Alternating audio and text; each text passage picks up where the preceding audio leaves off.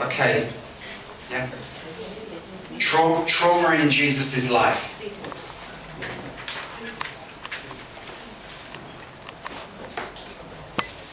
Trauma in Jesus' life. The emotional impact of Peter denying him 3 times. The one thing, it's what, see, Peter comes up and Jesus says to him, you know, before the cock crows 3 times, before the cock crows in the morning, you'll have denied me 3 times. And Peter goes ahead, he denies him 3 times. We looked at this the other day in the whole shame teaching, and Jesus just looks at him in John 20, and Peter runs away and hides. You know, it's one thing to know something's going to happen, but it's something totally different to then have it happen. The consequences, the impacts are different. And in Luke 22:44, you have this battle that goes on with Jesus in the Garden of Gethsemane. He's prayed, Lord, you know, let this cup pass from me, but nevertheless, not what I will, but your will be done.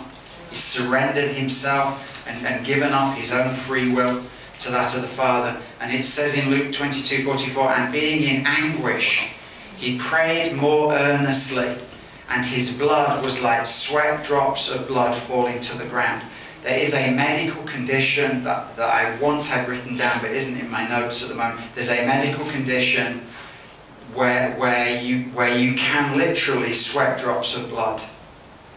One of the last recorded cases of this was in the first Gulf War. Was that 10, 12 years ago now?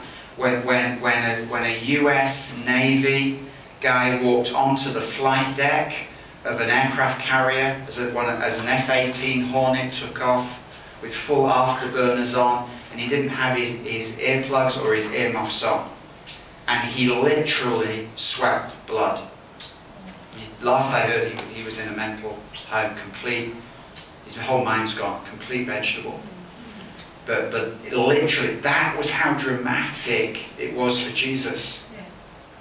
The trauma that could create that depth of anxiousness and impact on his body, that he's literally, your brain bleeds through the skin, through the skull and through the skin.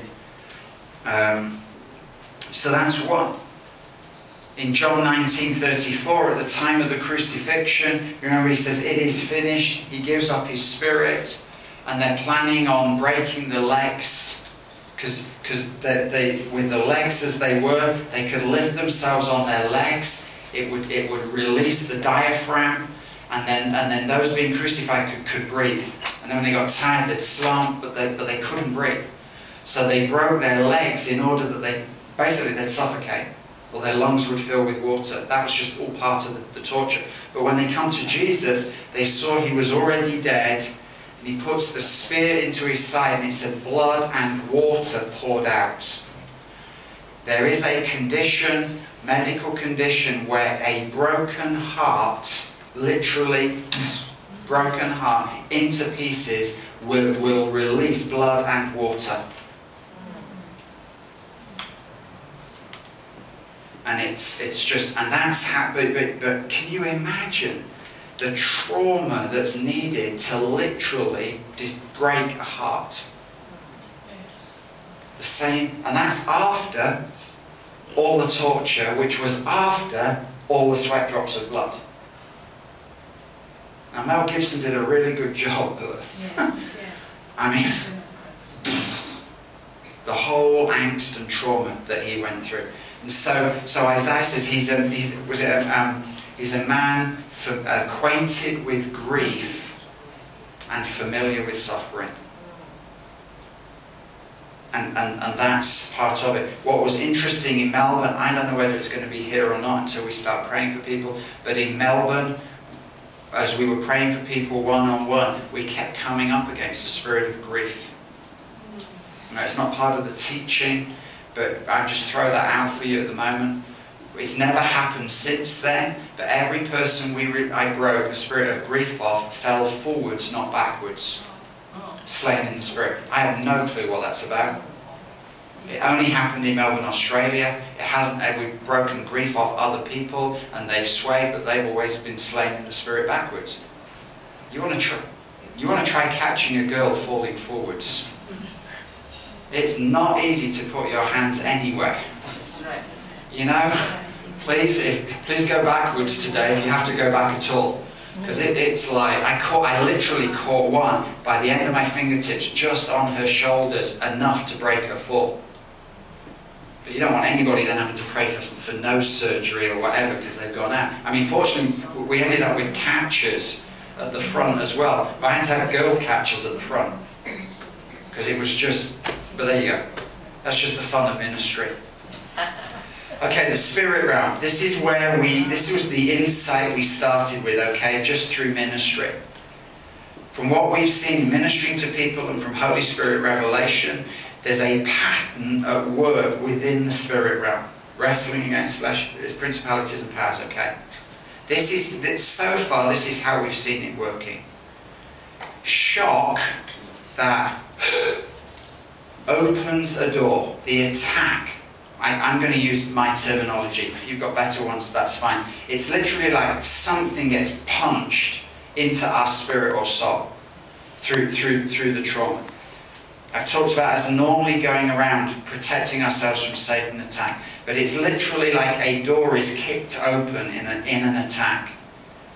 People talk about they just feel numb. You know, you hear reports on the news. How did you feel? Just stunned. People are dazed. That's shock. Our mind races. We're trying to make sense of what's happened. We're trying to analyze what's gone on. The more severe the shock, the longer lasting that period can be. Numb for days. People I've met have described it like coming round from an anaesthetic. You're just trying to get your bearings. Where you are, what's happened, what's gone on. How did it happen? All of this stuff. Some we've talked about, they've just gone through a period of being confused or everything being a blur. Confusion can also be a long-term consequence of shock and trauma. Alright, so that's the door being pushed open. Trauma holds the door open. Because it has, remember the original, the translation, it has a last shock with a lasting effect. Shock opens the door, trauma holds the door open. It's possible, as we've looked at, for people to be traumatized for years. We ministered to a guy in London. In fact, I ministered to the mum first. Went through a lot of stuff with mum over the period of a healing conference. And we already knew that her husband had gone to work one day and dropped dead. Left her with 7 children. And so in the middle of everything that was going on, I said to her, did anybody pray shock and trauma? And she said no. And so I said to her, would you like me to pray shock and trauma over you and any of the children that would like prayer?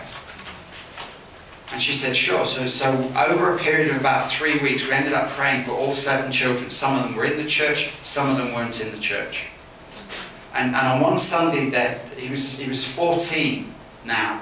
He came back to church and all of that. And so I said to him, well, I said, this is what I've offered, it's up to you. I won't be offended if you say no. I don't mind praying for you if you say yes.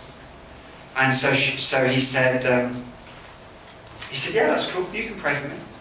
And all I said to him was this: for this to work, you have to go back to the school gates. The problem was he'd gone to school, Dad had dropped him off, 4 o'clock came, Dad never turned up. He's 7 years of age. He stood there with his younger children and everything else.